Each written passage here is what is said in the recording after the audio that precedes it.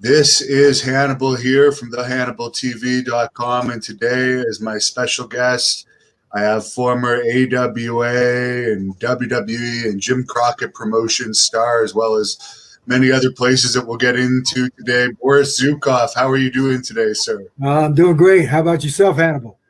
Doing great. I see you still have your Russian hat. Oh yeah, sure do. Yeah, and it still fits good. So that's great. So You're a little skinnier than you were. Is that yes. is that just from not lifting as heavy anymore and dieting? Yeah, dieting because I'm a truck driver and I have to sit a lot. And the doctor said I had to keep my weight down because a little over 10 years ago I was 340 pounds and I'm down to 205 now. So, Oh wow! yeah. So What was the secret? I just had to cut out all the good stuff, the pasta and the potatoes, and so it was a lot of vegetables and salads and just protein. So and I cut out all the sugar. So drink lots of water and black coffee and watch the calories because I sit. Driving a truck, that's all you do. You sit. So. How long have you been in the truck driving business? About January, be 30 years since I'd started training. I started training in 92. So it'd be 30 years in January. Well, I guess that's not much different than wrestling with the amount of being on the road that you were doing during your wrestling career. Right, exactly. Yeah. So that's something I got used to. And it's the great thing for me is it helped keep the wrestling memories alive from all the road, I was on. That's all I've known is the road. So it's been good. It's been good in a lot of ways. So when you started in 1992, would that have been when you fully gave up wrestling, or have you still been doing independent bookings after that? I did some independent bookings after that. When I could had time to do stuff on weekends and make money. And then later on when Fan Fest came up, I'd go do those when I'd have a chance. So as far as your childhood, where did you grow up, and did you play any sports when you were younger? Yeah. I grew up in Roanoke, Virginia, which is the old home of the Jim Crockett promotions, Mid-Atlantic Wrestling, and I played sandlot football and then high school. But when I was getting into junior high and going into high school, I got so interested into pro wrestling. I was really watching that a whole lot and started gearing my weight training toward that because that was something I wanted to do. That was a big dream for me. And then one day I woke up and it was all real. So you can't ask for anything better than that. Who were some of your favorites to watch growing up? Here in the territory, Wahoo McDaniel and Paul Jones against Ole and Gene Anderson and Johnny Valentine and Johnny Weaver, Sandy Scott. Andre came here, and I loved Jack Briscoe when he was world champion, and Jerry when he was here. Dar Jardine was a super destroyer, so there was a lot of great talent that came through here. I understand that you were a football coach before you were a wrestler. Does that mean that you also played football when you were younger? Yeah. I played football when I was in Sandlot in high school, junior high and all that. So yeah, sure did. Absolutely. How did you actually get involved in the wrestling business? Wrestler, I don't know if you remember Rick McCord or not, but he introduced me to independent here at home, Mike Weddle, who went as Eclipso, and they had a wrestling independent group going, and Rick McCord got me started with them and stuff after a training tryout down at a boxing wrestling gym in Roanoke, Virginia, back in May of 1978. Was the training hard in those days with them protecting the business more than they do today? Oh yeah, because like I said, it was a boxing ring, and man, it was stiff. I mean, the next morning I couldn't hardly move. I had a hard time getting out of bed. So yeah, they were pretty brutal on me on that tryout and stuff and everything, the bumps and all that. Man, it was awful rough night I had when I had my first tryout. Did they stretch you at all, or was it mostly cardio blow-up drills, or a combination of both? Combination of both. Yeah. And I blew up quick too because I wasn't in shape for that. So that's a total different ball game. I can imagine. Yes, sir. Absolutely. Where did you make your pro wrestling debut? Where was it was here in Virginia, a small town. I was trying to think of the name of it and stuff. They had a special fundraiser show. It was an outside show. Newcastle, Virginia is where it was. Yeah, I just remembered. Yeah, sure did. Did you get it right away, or did it take a while before you started to feel comfortable in the ring?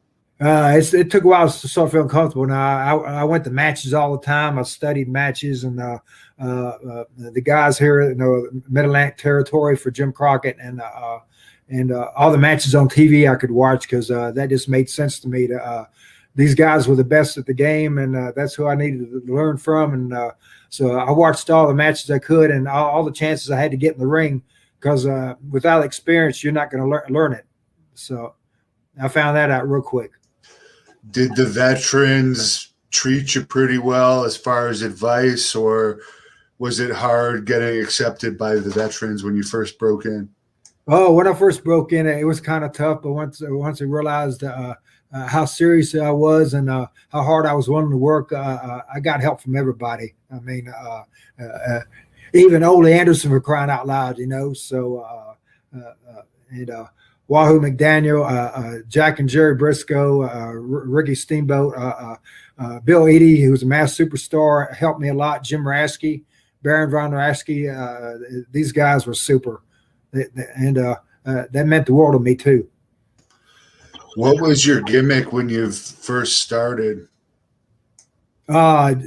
Just Jim Nelson is when I first started and stuff. I'd gone with the crew cut and all that, and so just plain old Jim Nelson until Sergeant Slaughter came along and came up with the idea for me to do a private Jim Nelson with him when he came into the Charlotte territory. At what point did you get picked up by Crockett Promotions? Because that was obviously one of the bigger territories at the time. Right. Did they recruit you, or was that something you just kept applying and eventually you started to get I was working for Ole down in Atlanta, and he got me booked up in Charlotte for a week, 10 days. Sent me in for 10 days for them to take a look at me. And George Scott was the booker at the time, and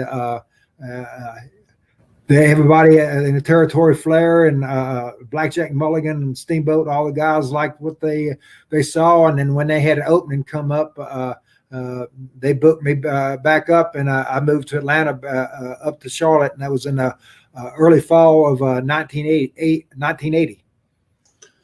What was it like being in that feud with Sergeant Slaughter, who was very over in that territory at the time, and him taking you under his wing? Oh, man, it was just incredible because the heat he was able to build and the ideas that he had. I mean, he was just so smart, and he really pulled me along, with the private Nelson. We worked on that thing back and forth in our off time and trying to get that right and everything, and it just worked out great. It was a natural feel for both of us, and I felt very comfortable with it, and it went really good. And but the heat he generated was just incredible, absolutely incredible. Did you have any fan attack situations? Had some very, very close calls and stuff and everything. You just had to watch your back there because at that time, I mean, wrestling was taken very seriously, and there'd been stabbings and stuff. Roddy Piper had been stabbed, and of course, Ole Anderson got stabbed real bad in South Carolina, down in Greenville and stuff. So you had to watch your back everywhere you went. You had to be careful going to your cars, or people would throw stuff, and because wrestling was very believable then, and it's a heel. You just had to watch your back all the time. Did you prefer being a heel to a baby face? Yeah. To me and stuff. To me, it was easier and stuff. I think it was easier to get for people to hate you and boo you than to cheer you, and that was something I always enjoyed. I always enjoyed antagonizing people and giving them a good show, and then hearing them pop. I mean, that made my night when people would cheer. Babyface make a comeback and take the bumps and all that stuff. I mean, to me, that's what it was all about.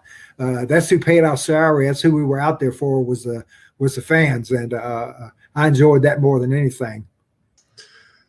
Some fan has commented on here. Do you ever get the comment that you look like Christopher Lloyd from Back to the Future? No, that's the first time I've heard that one. So that's pretty good. Yeah, I love that movie anyway. So, yeah, very good. Now, you were teaming up with Don Kernodle when he was also doing the angle with Sergeant Slaughter, and you won the NWA Mid-Atlantic Tag Team Championships with him. What was that team like? He was very over in that territory, yes, he was. Yeah, because when I first came up to Charlotte, that's who I was married to Don for a while, and Don taught me so much stuff about the business and wrestling and holes and spots and stuff. I mean, he was just great. So I learned so much from him working with him and stuff. And then we got the tag. It just fell together. And of course, like I said, Sergeant Slaughter had so much heat. It was just incredible, and it made it super easy for Don and I. But like I said, we'd worked well together, opposing each other. So being a tag team, I thought we clicked pretty good. Any memories of when you won the tag team titles from Jay Youngblood and Porkchop Cash? Oh yeah. We had some tough matches with them and stuff and everything, and some great road trips and stuff. And remember Sandy Scott, who worked for the office and stuff. We was late to our town one time, and it wasn't long after we'd won the belts, and we show up, and Sandy said, "We got in Jim, Don, you become champions, and you think you can show up at the town anytime you want to." He says, "You guys are late," and we was at a school, and they had a symbol of a devil up on the wall and stuff. And Don said, "Well, Sandy, it's not our fault." He says, "What do you mean it's not your fault? It's either you or Jim was driving, and it doesn't matter which one of you was. You were late." He says, "No, it wasn't." He says, "The devil made us do it." And Sandy wasn't easy to rib, and that was the first time I'd seen somebody get him good. And Don got Sandy really good and stuff. So at least that took the heat of that moment off of us for being late to the town, So. And sadly, of course, from what I understand, Don shot himself this year. I don't know what the whole reason was, because I heard he was working with the police and doing pretty well, seemingly. But what are your thoughts on his passing this year? Yeah, that was devastating, because he'd had such a successful career in wrestling, and great successful career in law enforcement. Man, I was so proud of him. And he had just recently retired and stuff, and it hit me hard because Hannibal, my family and I suffered suicide. As well as I had a uncle take his life in 1984, and I was working for the Fullers and Armstrongs at a spot show in Greenville, Alabama. Got word about it, and questions remain, and the pain never goes away. I mean, the ones left behind are the ones that suffer the most, and it was just devastating to me when I got that news. I was shaken up and crying off and on that entire weekend I found out about it. You also worked, when you were teaming with Don, with Jay Youngblood and Ricky Steamboat. Ricky, of course, went on to be world champion and have a good career. Any memories of working with him? Oh, yeah, man, they were just as smooth as silk. Steamboat, Jay, Hager, just go. They didn't blow up. I mean, and everything they did was just perfect and all, and the fans just loved them. I mean, it was a piece of cake working with them guys. I mean, like a lot of guys would say a night off, and they were definitely a night off, and just everything they did was just perfect, absolutely perfect, perfect. To me, Ricky was one of the best baby faces that ever worked in this business, ever. The best baby face that I ever got to work with. And you and Don had a bunch of boot camp matches before you left the territory. Any thoughts on those? Yeah, yeah, we pretty hard with them and stuff, and stiff, and enjoyed those, and tough matches I had with Sergeant Slaughter too, and everything, and just great memories, and then with Don and stuff, that was just extra special and stuff, because like I said, I'd started working with him when I first came into territory, and then they end up where we ended up at. That was a sweet ride. After that is when you went down to Mid-South Wrestling, and I believe that's when they started calling you Boris Zhukov. Was it Bill Watts that gave you that gimmick? Well, I talked to Jake Roberts about it, and of course his dad, Grizzly Smith, was with the office down there, and then I'd worked with Bill. Bill had booked some in Atlanta and knew me, and got in touch with him, and he talked to me about coming down with the Russian gimmick, and discussed the name with him and all that, and Bill gave me a chance and gave me a date, and brought me in to start working. What did you think about doing the Russian gimmick, and how tightly did you keep kayfabe with that? I tried to keep it as tight as possible, because Ivan Koloff was a mentor of mine. He was one of my favorites when I was growing up. I meant to mention Ivan's name earlier too and stuff, because when I got my first chance to go wrestle in Atlanta TV was against Ole Anderson and Ivan Koloff. So I was on top of the world with that. But yeah, protecting the gimmick and the Russian gimmick and all that was very important to me. In fact, I didn't get around people very much any more than I had to, and I would use the accent too when the opportunity came up that I had to speak. When you were working out in the gym and stuff, would you avoid talking to people as much as possible? And what would you do if people tried to talk to you in the gym? Yeah, just say a few words and use the gimmick voice, But I mostly kept to myself. In fact, I'm still like that now. I'm a loner, and I do better by myself and stuff. And I just steered away from people, and just concentrated on my workouts, and just didn't pay attention to people. As far as your workouts, you were a pretty big guy during your prime years. The fans always like me to find out what your best max bench press, deadlift, and squat would have been. Well, I guess as far as squat goes, I got up to over 400 and some pounds and stuff, and did quite well in the deadlift. My bench wasn't as good as I'd liked it to have been. I got to maybe 315 on the bench and stuff and everything, but then later on, I started concentrating more on trying to get a little more in shape, more reps, and try to help with the definition, and just get better ring shape. Take all the bumps and go.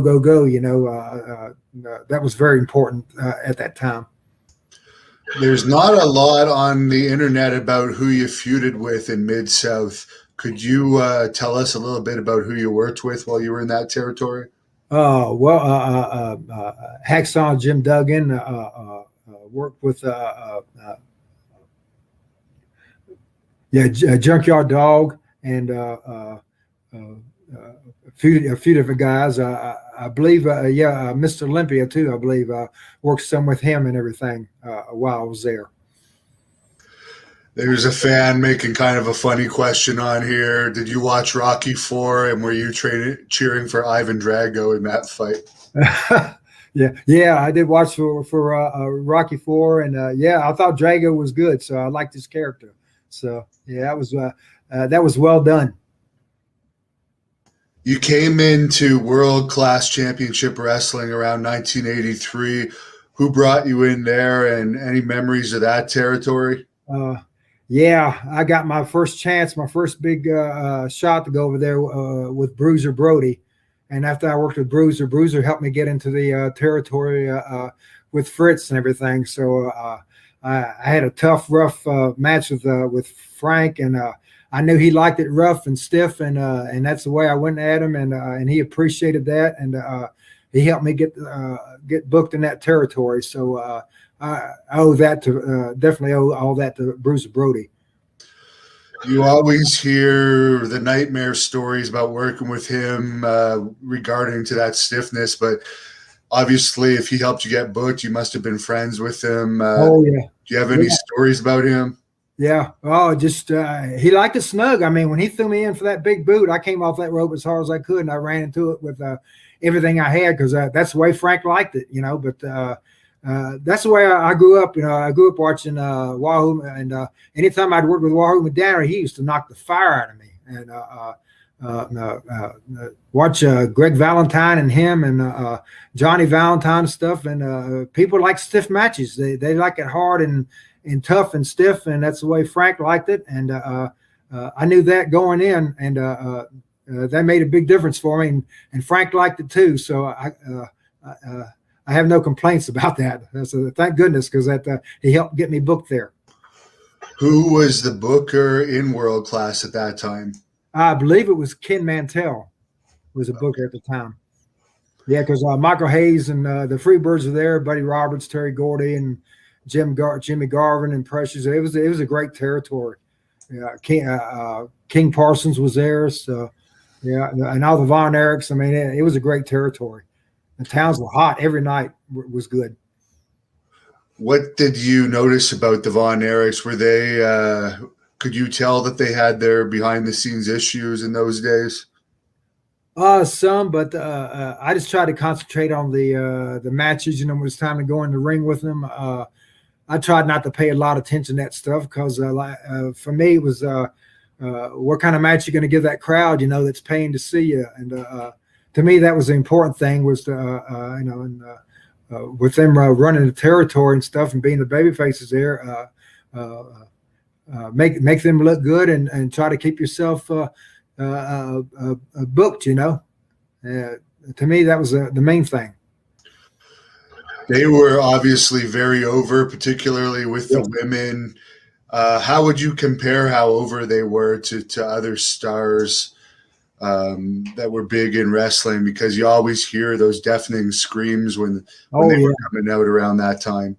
Yeah. They were red hot baby faces. I mean, the girls loved them and fell over for them and stuff. So they were all very easy to work with. So to me, that was that made it easy and a lot of fun, and I enjoyed it, because that's to me, that's what it was all about. Sankbar Akbar was your manager in that territory. Any thoughts on him? He's passed away, sadly. Yeah, he has. Yeah, he was great, man. It was great interviews and stuff, and a ton of heat. I mean, good grief, he had a ton of heat. And yeah, it was a hard to keep a straight face with him sometimes when he did them interviews and stuff and everything. But yeah, he was a great manager and fun to travel with. And yeah, like I said, he had tremendous heat, so it made it even more easier for me and stuff, because he was hated, very, very hated over there in Texas. Len McDaniel wants to know if you stay in contact with Chris Markoff. No, I haven't had any contact with Chris in a long time. So we lost contact a long while ago. So no, I haven't had any contact with Chris at all. Rick Brooks is wondering if you had much contact with Mad Dog Buzz Sawyer over the years, as you were in the same territory as him, and what your opinion of him is. Yeah. Well, he was still in Charlotte when I went in there and stuff, and he worked with me a few times and showed me some things and taught me some things. And Buzz was snug too. You know, we worked some shows later on down the road up in South Dakota. There was a promotion that Buzz had booked some shows, and I went up and worked with them, and we had some great matches, and I didn't have any problems with him. You know, he liked it snug and stiff, and I did too, and we went hard, and so things between us always went well. I never had any trouble with Buzz Sawyer at all. You also worked the Southeastern Territory run by the Fullers. You always hear good stories about that territory. What were Yes. your memories of working there? uh, Heaven, brother. I mean, the beach and stuff. I mean, had short trips. The fans down there were super and stuff. I mean, I woke up every day down there, pinched myself that I was in a place like that working. I mean, the longest trip was up to Birmingham, maybe 275 miles, and down Mobile on Tuesday. Wednesday was off. Thursday was Montgomery. Friday was Panama City or Spot Show. Saturday was Dothan TV, and then Dothan Saturday night, and then back in Pensacola on Sunday night. And man, you had that beach down there. A lot of times during the week and stuff, yeah, you just go spend hours there at the beach and stuff, and the ladies and stuff, and then go to the town. You know, I mean that to me that was one of the best, funnest territories I ever worked in. Was the Southeastern. You were in a lot of territories where they were kind of known for the ladies. Right. Being a heel, did you have access to some of those benefits too, or because you were a heel, did you kind of have to not participate in that? Yeah.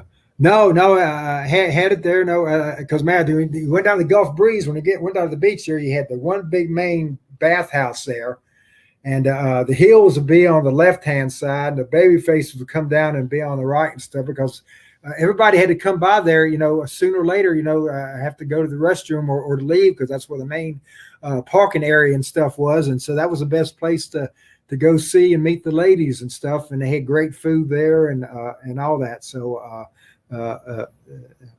wonderful place. Like I said, brother, it was heaven on earth being in that territory. What territory would have been the best for the ladies that you were in? I'd say that one, Pensacola. Yeah, Gulf Breeze in there and stuff. And like I said, great food down there. Coming into Gulf Breeze, man, after work out at the gym and stuff, would go by and get in the words of the Iron Sheik, General Dolphin's crispy fried chicken. And get a big 21 piece and go down and chow down on that, man, because oil up and have the chicken after the workout every day and all that, and then go home and give yourself plenty of time, get a shower, cleaned up, and head to the town, you know. So you couldn't beat it. Yeah, it was one great territory. Somebody mentioned earlier, I don't know if they were making a joke or not, but that there was some type of naked fried chicken story. Is he just joking, or is there some? Yeah. Oh, yeah. Arn Anderson told that story, and he hit it nailed on. So yeah, exactly. Yeah. What was that story? I never heard it. Arn walked in the room and stuff, and I'd finished some chicken and passed out, and I was completely naked and stuff, and chicken leftovers still up in my goatee, you know. So yeah, that's of course, like he said, he was horrified, so he shut the door and left, you know. So. Now in Southeastern, you wrestled one of my trainers, but would have been his earlier days, Jacques Rougeau. Do you have any memories of him? Yeah, I had a great with Jacques, man. Jacques was fun to work with. Is a great baby face. That big drop kick off the top rope there and everything. He was just a lot of fun. He had a lot of fire. And then of course later on down the road when I got the team with Nikolai, and I got the tag with him and his brother Ramon, but Jacques was great. Yeah, he was over there and always fun to work with and easy to get heat on. So I loved working with Jacques. Yeah, good looking baby face. One of your best runs was in the AWA. Who brought you into the AWA, and how was your experience there? Sergeant Slaughter. Sergeant Slaughter got me up to the AWA. So owed a lot to him. Had a great run with him and a great run with Rick Martel and also with Nick Bockwinkel too. I got to work a lot of matches with him, but had a great feud with Sergeant Slaughter. We had some good stiff matches too. And you team with Nord the Barbarian there, Yes, John Nord. He's known as a bit of a wild character. yes. How was your experience with him? Yeah. It was. He could be unpredictable at times, but we had some great matches and stuff. And and John was stiff. He tagged and worked some with Brody. So he learned some from one of the best. But yeah, we had some great fun. Stiff matches and stuff with Scott Hall and Kurt Hennig in particular. Are you surprised that Scott Hall went on to such fame, because he started off very plain in those AWA days? Yeah. But he had a great look, and a lot of people commented that, and I felt too that he was going to go a long ways and stuff once he got the experience and all that, and he did. He did really well for himself, but yeah, I definitely saw that in the beginning when he was just starting out, because big, good-looking guy and stuff, and solid and very believable. And of course, you worked with the Midnight Rockers in AWA. That Shawn Michaels went on to be one of the greatest ever, and that was one of the legendary tag teams, even though they're not in the Hall of Fame for whatever reason as a team. But any thoughts on working with the Rockers? Yeah, they were a lot of fun and stuff, and all kinds of different spots, and they were in great shape, and they were another ladies tag team, and the girls just loved them, and it's so easy to get heat on either Sean or Marty. It didn't matter when they made the comeback. The people just went nuts. So yeah, they had a lot of fire, and did a lot of great stuff, and they were a great tag team, and always loved working with them. And every night would have been fine with me. And you left that territory after having a brutal chain match with Wahoo McDaniel. Any memories of that match? You already talked about working with Wahoo. You had good chemistry with him. Yeah, because Wahoo liked it stiff and stuff. And like I said, he was one of my favorites I looked up to from my old territory days. So I always look forward to working with Wahoo, because he was very believable, and the chain match and everything. Yeah, we wore each other out, and that's the way I liked it, and that's the way he liked it, and we turned out some good matches, I believe. Sunset Moth wants to know if you enjoyed main eventing and working with Ric Flair. Yes, I sure did. Yeah, Rick was very polished, in great shape, and everything, and loved working with Rick. And if I can mention too about Rick and stuff, the night I got the news that my uncle had committed suicide, Flair was with us in that town. He was in the town for the week as a world champion, and he insisted he drive us home. He didn't want me driving. He thought I was too upset, and he was more than happy to drive. And I saw a side of Ric Flair I'd never ever seen before. Man, he was so sweet and so kind, and I never got to thank him formally for that, but I wanted to take the chance to do that now, because I will never forget how gracious he was, because he knew I was in a lot of pain and stuff, and that was a different side of Ric Flair I'd never ever seen before. On more happy notes, did you ever get the chance to go out with him? Yes, yeah. A little too much and stuff, but yeah, and we had some good times together. Yep, sure did. Yeah. Lurvy 1963 says some of your best matches in the AWA were when you were challenging Rick Martel and Nick Bockwinkel for the world title there. Any thoughts on those matches? Yeah. Well, two of the very best that was ever in the business, and what a difference that makes when we work with people that are finally polished and tuned and in shape as Nick Bockwinkel and Rick Martel. So, man, like I mentioned about the Steamboat Youngblood, another night off. I mean, it was a night off with either one of these guys. They were just so great, and so much experience, and so polished. Man, I learned so much from both them guys in the matches. That was they made me look like $1 million because they were so good. John Falsetta wants to know if you ever worked with Jerry Lawler, and he also wants to know if Wahoo was the toughest guy you ever worked with. Yes, I got to work with Jerry Lawler. He was a lot of fun to work with. Great, polished baby face and easy. And Wahoo was absolutely one of the toughest guys I ever got in the ring with. One of the hit me the hardest was Wahoo. You were brought into the WWF then in 1987 to team with Nikolai Volkov as the Bolsheviks. Right. I guess, was that to replace the Iron Sheik? Yes. Yeah, because of that unfortunate incident. But they needed a partner for Nikolai. I wanted to bring in another Russian tag team, and I got the opportunity to go, and so I took the ball and ran with it, and went right to the WWF. Was it Pat Patterson that would have contacted you to come in, or who was the one that gave you the call? Well, I'd gotten the word from Jack Lanza, who's one of the agents who lived in Minnesota. I'd worked with in the AWA. He'd put in a good word for me, and Sherry Martel, and again Sergeant Slaughter too.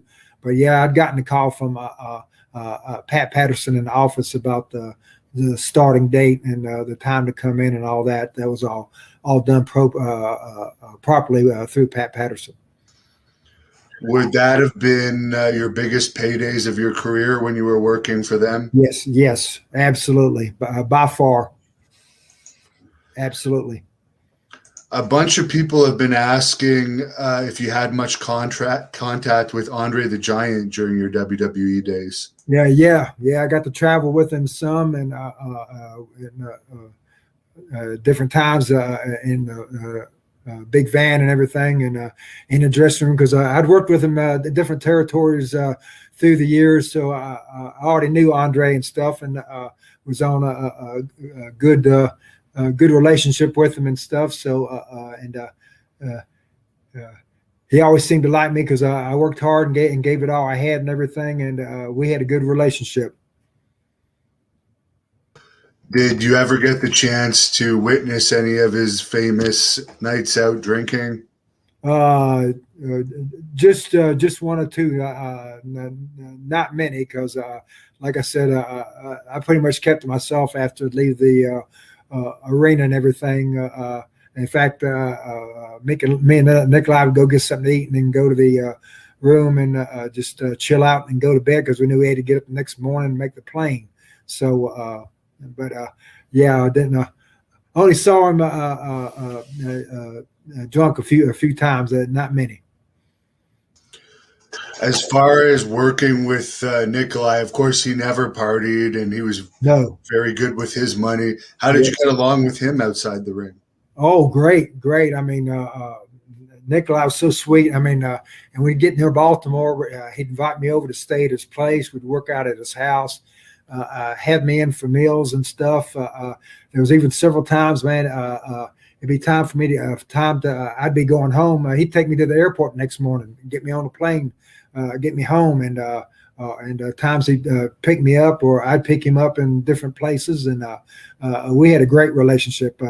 I loved him dearly. I'd known him almost my whole career, because I met him in Florida in 1980 when Atlanta sent me down there to do some TVs and shows in Florida. That's when I first met Nikolai, and man, he's one of the sweetest guys I ever knew in the business. I loved him dearly, and it was devastating when he passed away.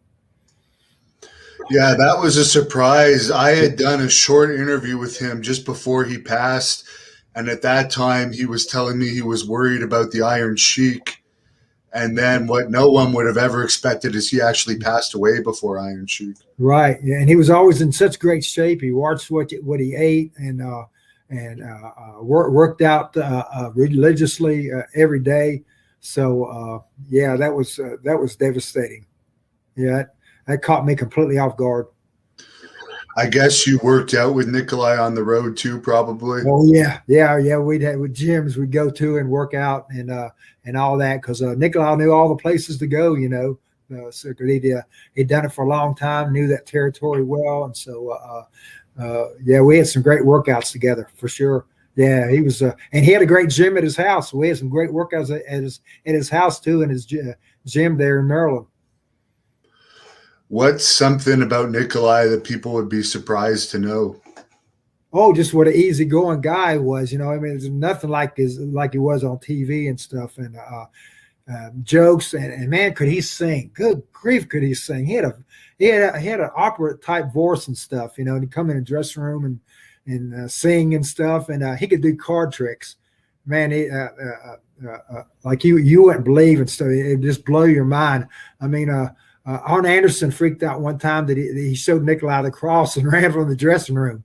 So because Nikolai freaked him out show with his card tricks. So yeah, that was he was something out, and what a great personality.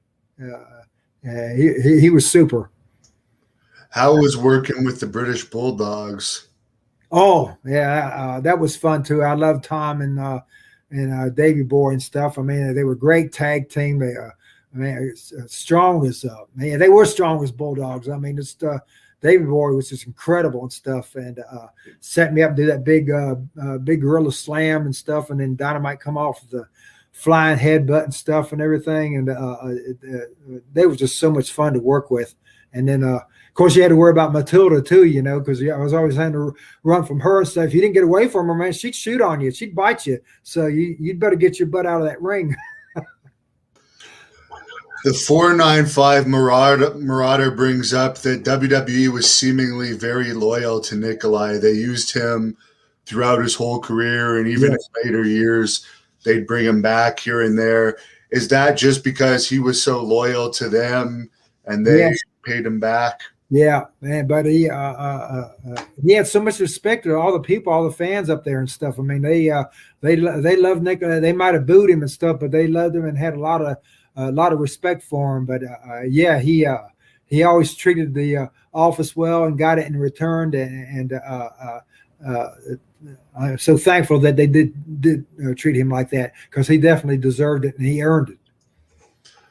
Someone's asking your favorite and least favorite team to work with when you were with the Bolsheviks in WWE. Well, I'm trying to think. Because they say so many great tag teams up there and stuff like that. Davey and Dynamite and Raymond and Jacques Rougeau, the Killer Bees. I mean, I loved working with all of them. I mean, they were all different in different things and stuff, but it was a great tag team, great tag teams that they had up there, and I enjoyed working with all of them. To be honest with you, I really did. Matt R wants to know, when you guys were doing the house show loops in WWE, were you mostly in the A towns or B towns? And what was the schedule like in those days? It was crazy from what I understand. Yeah, it was crazy at times. It's usually a mixture of both and stuff. Of course, the A towns would be, if Hulk was on the card, that was definitely the A town and everything. But at the time, a lot of the towns, most of the towns were really doing really good and stuff, so get some good paychecks. But yeah, it was a crazy schedule and different things. Sometimes it would change, and you'd have to be prepared for that change too, because you never knew when it would come. You don't have to say the amount, but what would have been your best WWE payoff that you ever had? Would you remember the match? Yeah, one of the best ones was the last WrestleMania I wrestled in, where we went in the ring hardly 30 seconds with the Hart Foundation. That was my best payoff. In Toronto, I think that was, yeah. Yes, I was there that night. Yeah. Speaking of which, you had other matches with the Hart Foundation too that were longer. Any thoughts on working with them? Brett, of course, went on to have a great career. Yeah. Brett and Jim was another super tag team and stuff, and they had that killer finish and everything. Jim, good grief, man. Man, he was you grab on to him and stuff. Man, he'd jerk you off your feet in a heartbeat and stuff. And Brett was in great shape, and so I thoroughly enjoyed working with them because they were over, and the fans really loved the Hart Foundation. As far as the breakup that they had with you and Nikolai, what were your thoughts when they proposed that idea to you? Well, I figured pretty soon when they proposed that idea, that was along the times that the wall came down. You know, the thing between Reagan and Gorbachev and all that, and USSR was crumbling and coming to an end. So I figured Nikolai and I was going to be coming to an end, and probably not long after that, I'd be on my way out. They did the breakup and the match on just a Superstars. Were you disappointed that they didn't do the match on like a pay-per-view? Yeah. I think it'd been great if we could have done it on a pay-per-view and stuff, you know, with Nikolai, and even too, if I could have picked another partner and him and Hacksaw Duggan, because Hacksaw, you know, had the flag and and the USA and all that. I think they'd have been a great tag team, and I think they'd have been great tag team champions. I think it'd been great if they'd put the belts on Nikolai and Jim Duggan. I believe you may have had a match or two with Hulk Hogan when you were in WWE. What was he like back there? Yeah, I had did a 6-man tag with him. I forget where it was. That'd been earlier because Orndorff was in that one, and a Saturday Night Main Event up in New Haven, Connecticut. And man, Slick was out there. Of course, that made it easy. And Nikolai there at ringside had a ton of heat. And when Hulk went to make his comeback, man, that building was shaking. You could feel the building vibrating, the people that were there and everything. And it was like nobody else I'd ever been in the ring with. I mean, he was over like $1 million. And like Bill Eadie used to say, Hulk was a goose that laid the golden egg. No doubt about it. He was one big, incredible baby face. And I don't believe we'll ever see another one like him. Before the match, would he be nervous at all or want to talk over all the details, or was it just call it in the ring with him? It was pretty much called it in the ring, you know, because I knew what Hulk, what he did, you know, and we went over that a little bit, and the spots and stuff and everything. But we just went out and went with how the people went and stuff, and pretty much called most of it in the ring. Did he ever have much communication with you backstage? As far as just always friendly, always talking to each other and stuff, because he remembered and enjoyed working Southeastern too and stuff, and we had that in common. And he always talked about how he enjoyed the Houston County Farm Center, because that was a arena with a setup of its own, and the crowds there, and the aura in the building, the mystique of it and stuff was just incredible. And Hulk always talked about how that was one of his favorite arenas too that he worked in his career. Someone was asking about Roddy Piper. Did you have much contact with him backstage? Roddy, because I've known Piper since the Charlotte days, because when he came into Charlotte, me and him lived next door to each other for a little while. So I had a lot of contact with Roddy, super great guy. I loved working with Roddy too. He was a great baby face to work with. I had a lot of ideas, and he taught and showed me a lot of different things too about the business and different levels and stuff. And I really appreciated all the help that Roddy gave me. Any memories of Survivor Series 1990? I believe you were part of the Mercenary tag teams. Right. Yeah. Mercenary. Yeah, exactly. It was a great tag there, and ended up doing a thing with Tito there on the finish and everything. But that was some great hills to be in the ring with, and a lot of heat, and that was always a fun match, Survivor Series. David wants to know your thoughts on Superfly Jimmy Snuka, who I believe you worked with in WWE. Yeah, I worked with him there, and also in the AWA, and I love Jimmy. Jimmy helped me a lot, on getting the heat getting the heat back after when the matches was over and stuff. Remember one time up in I think it was Ashley Park, and Jimmy caught me with a quick superfly. I mean, not a superfly, cross body block. And he says, "Boy, brother, get your heat back. Get your heat back." And so I clotheslined him from behind and jumped on him, threw him over the top rope, and he hit the floor and laid there like I'd killed him. And I had my heat back because I almost didn't get out of the building.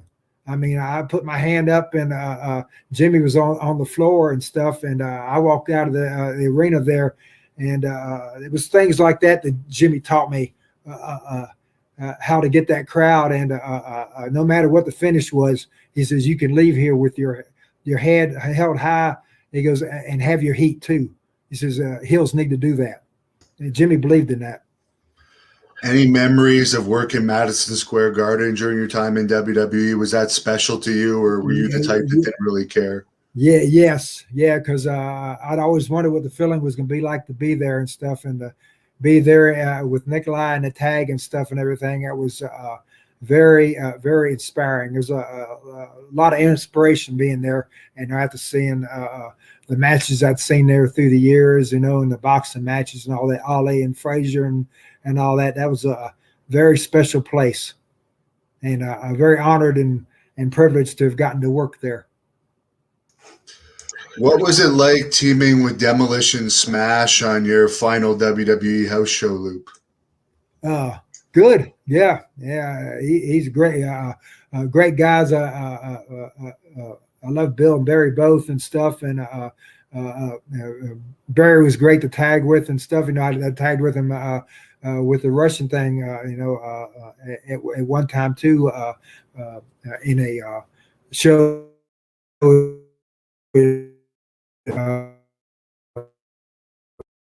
When AEW got with AEW, and so that was tag with him.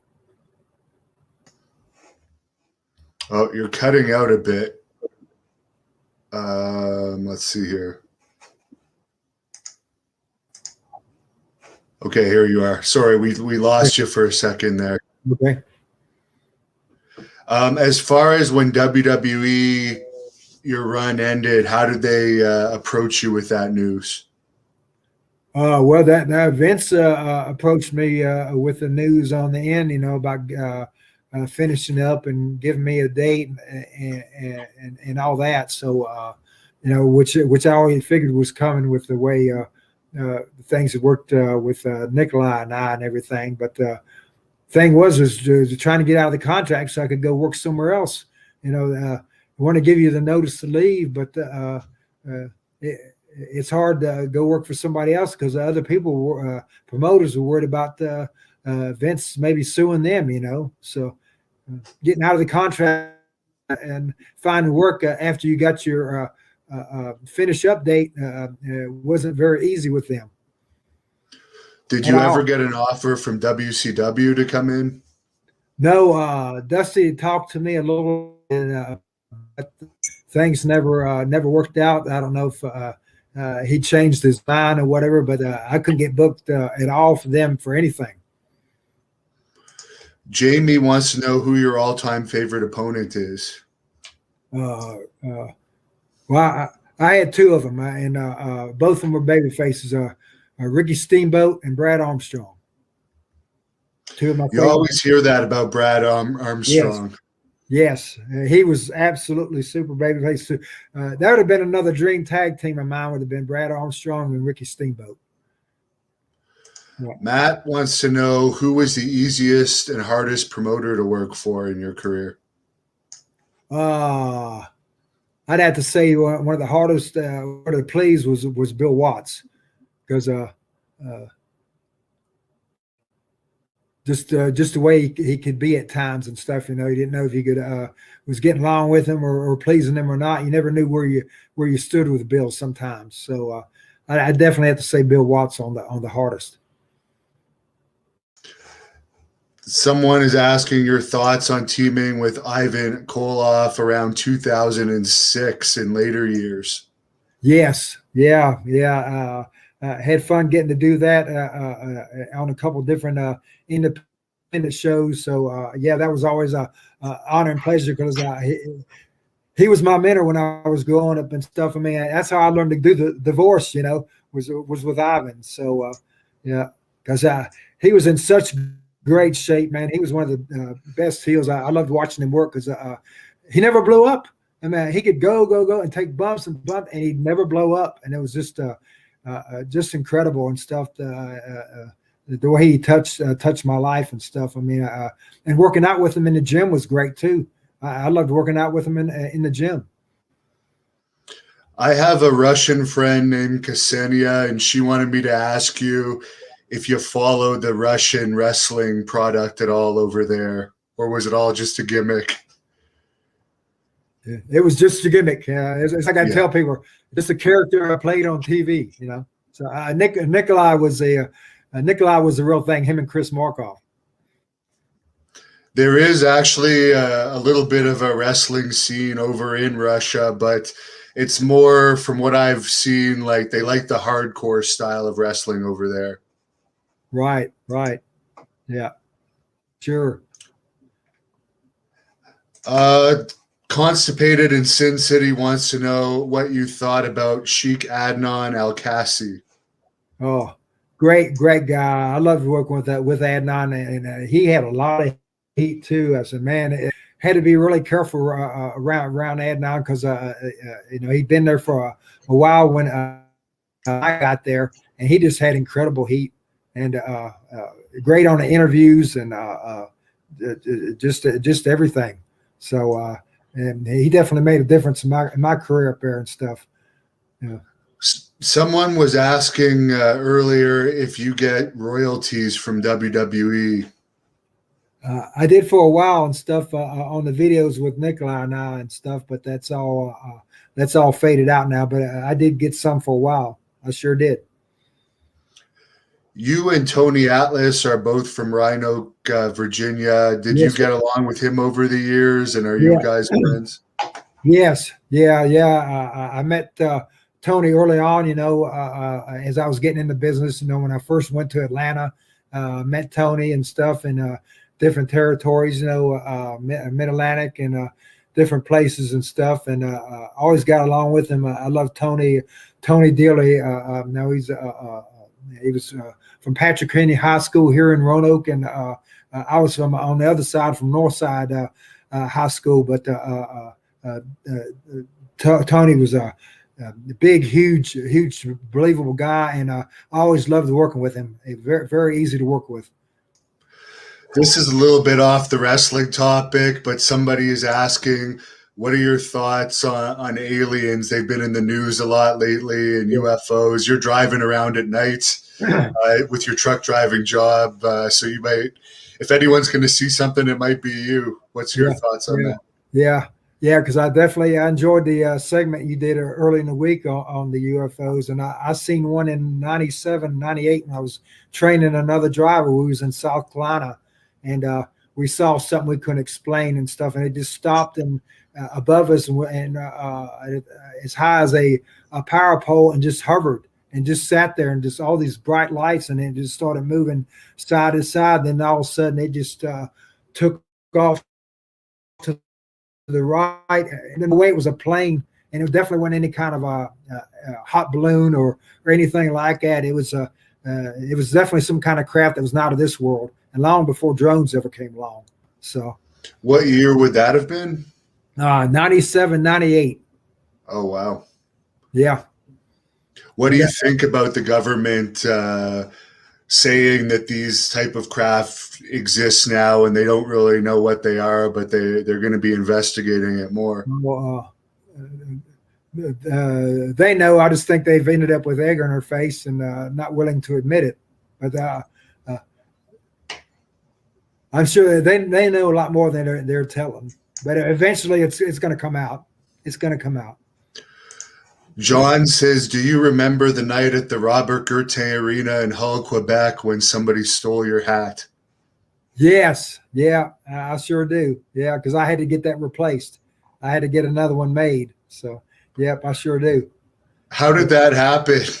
Yeah, I don't know. I guess with the guy that took it back, the people from the ring that took the stuff back, and somebody got their hands on it and snatched it and took off with it. So You've mentioned a few of the deaths hit you really hard in wrestling. Is there one in particular that hit you the hardest of your friends that have passed on? oh well, lately Don's been the worst because of how it happened in our relationship. How much we'd work together and stuff. But before that, it was Bruiser Brody. I've never been able to put my arms around what happened to Frank. If the guy was hard to do business with him, why book him? Don't book the guy. Leave him home. A lot of people say that could have been a conspiracy because the office owed him money because that office was infamous for not paying people, and Frank wasn't the type to put up with that. Right. But they always talked about that he was hard to do business with, and they couldn't do business with him. Well, why'd you bring him over? Why'd you book him? Yeah. Did you ever work over there? Yeah, in '86, Vern Gagne then sent me over there for like a week or so, and I was over there with Frank back then in '86. But after what happened to him, I was in the WWF when Frank unfortunately was murdered over there. But after that, I vowed I'll never go back. No way. As far as the WWE lawsuit you were involved with, obviously that had to do with concussions. Do you have concussion issues from all your years in the ring? I believe I've had some and stuff, but shoot, I hit my head a lot. Playing football and a lot in wrestling. I remember one time with Don in South Carolina, where he slung me in the turnbuckle, and I was sweating so bad, and I hit it, and the angle I hit it at, I slid right over the top and banged my head on top of the post and split my head open. And thank goodness Don realized what was going on and stuff, and took care of me. Man, he took care of me like a baby in that match to make sure I was okay. That's one thing I'll never forget about Don, because I couldn't see. I mean, my heads were split open and blood was going everywhere. I ended up with 12 stitches and stuff. But I've been hit with chairs and falling out of the ring backwards and hit my head on the concrete floor. So I may not have too many yet, but I have a feeling I'm going to. You wrestled for Herb Abrams in that infamous UWF promotion. What were your thoughts on him? Now he's kind of become infamous with that documentary that came out. Yeah. He was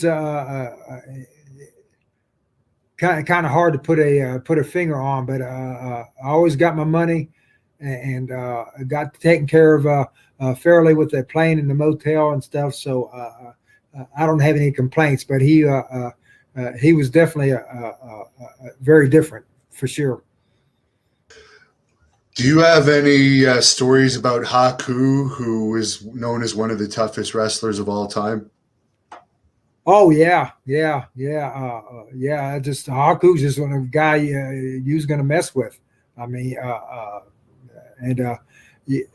had respect for and stuff, because he was tough in the ring. He was in great shape, and I just wasn't a guy you wanted to mess with. And I believe I remember one time and stuff he'd gotten in trouble somewhere, and we went to somewhere to Canada or something, and had trouble getting through the up there with the immigration and all that, and they put him on a plane and sent him back because of he'd gotten in trouble knocking out somebody in the bar. They made a mistake of messing with him. I don't know why anybody would want to mess with Haku. I said, goodness gracious, what an idiot, I mean, yeah, because he has an aura about him in real life. You could tell that he's not the type of guy that you want to mess with. No. You lock up with a guy. He's like locking up with concrete, for crying out loud. He's solid muscle. Pubert wants to know if you ever witnessed any backstage fights. You know what? I'm going to have to step in right here, Hannibal. You've taken too much time away from Boris and my Independence Day party. We're having a good time here on the Captain's Private He doesn't care about Independence Day. He's got the Russian flag in the background. But he's a good old boy, a Little Skins fan at heart. Okay, he's proud to be an American, and we've declared our Independence Day in 1776 from England, and I'm declaring my independence from you now, Hannibal. If the people want to see Boris, they got to come on the Captain's Corner feed on Facebook, 7 p.m. Until then, it's been your pleasure.